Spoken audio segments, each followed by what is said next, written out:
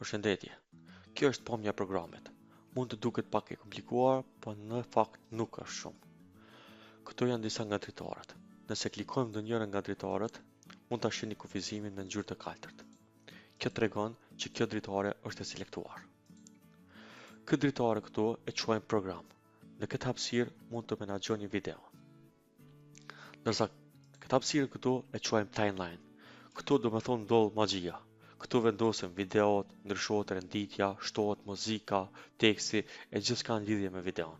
Domethënë kjo hapësira përdoret për montazhin kur ta bëjmë videos. Ndërsa kjo hapësira është e vegla që na nevojitet për editim. Këtë hapësirën këtu e quajmë hapësira projektit. Në këtë hapësirë mund të gjeni të gjitha fajlat në lidhje me projektin. Ndërsa këtë dritare këtu e quajmë source. Këtu mundemi me shikuar të gjitha fajlat.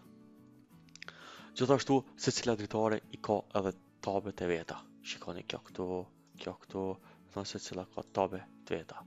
Ndërsa kur ka shigjeta kështu, kjo tregon që kjo dritare ka edhe 9 tabe tjera, po për shkak të hapësirës nuk mund të duken të gjitha.